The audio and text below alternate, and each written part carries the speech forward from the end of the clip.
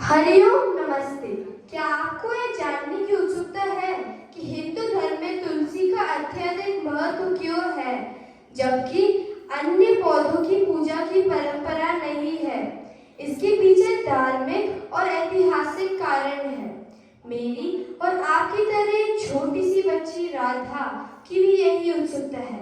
आइए देखते हैं। सुबह का समय है। गांव में एक साधारण घर है। घर के आंगन में पवित्र तुलसी का पौधा खड़ा है। माँ शांति और बेटी राधा तुलसी पूजा कर रही है। ओम महाप्रसाद जननी सर्व सौभाग्यवर्धिनी आदि व्याधि हरनित्यं तुलसी त्वं नमोस्तुते। माँ, आप रोज तुलसी पूजा क्यों करती हो? हर दिन उसको पानी देती हो, दीप जलाती हो और मंत्र भी पढ़ती हो। क्या है इसकी खासियत?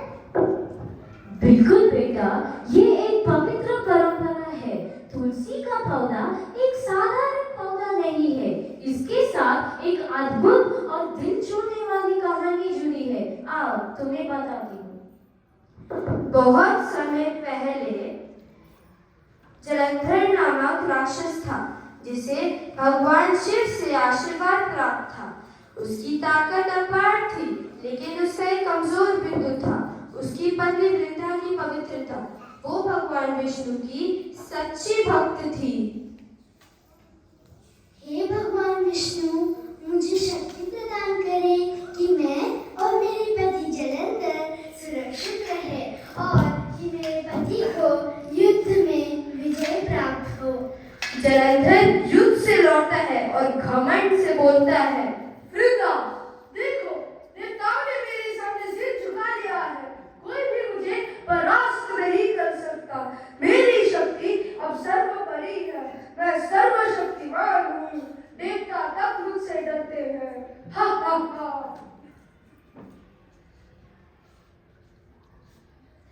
मुझे पता है स्वामी, आप बहुत ही शक्तिशाली हो। आप थक गए होंगे, कृपया आराम कीजिए। अवश्य देवी। वृंदा की भक्ति गहरी थी, लेकिन उसे यह नहीं पता था कि उसकी भक्ति से जलंधर की शक्ति जुड़ी हुई थी। देवता जलंधर के अत्याचारों से परेशान हो चुके थे और उसे हराने का उपाय ढूंढते हुए विष्णु जी के पास आए।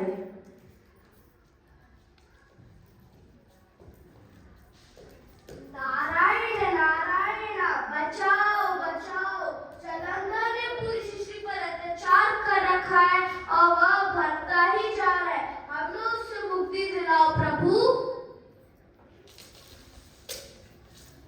मैं जानता हूँ, लेकिन जलंधर की शक्ति उसकी पत्नी वृंदा की भक्ति से है।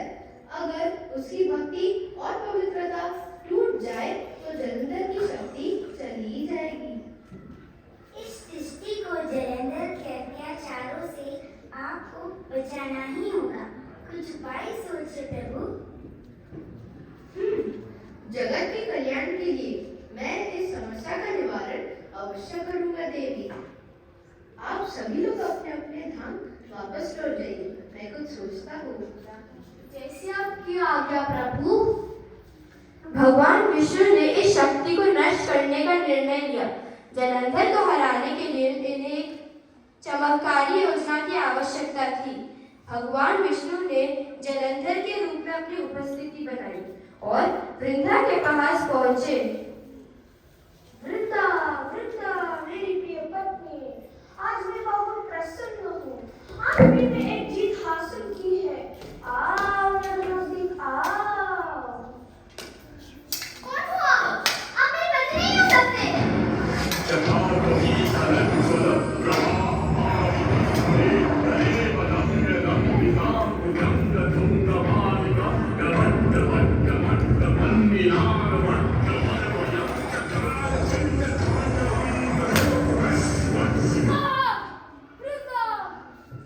भगवान विष्णु जलंधर के रूप में उसे हाथ लगाते हैं। वृंदा की निष्ठा क्षीण हो जाती है और जलंधर की शक्ति खत्म हो जाती है। देवी, ये सत्य है कि तुम एक पतिव्रता नारी हो, लेकिन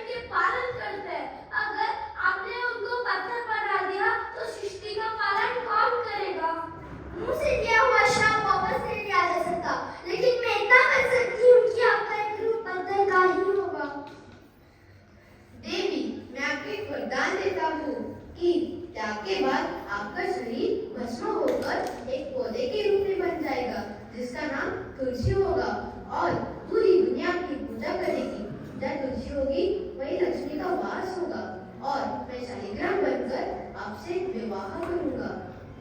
अब मैं अपने ध्यान क्या करूं?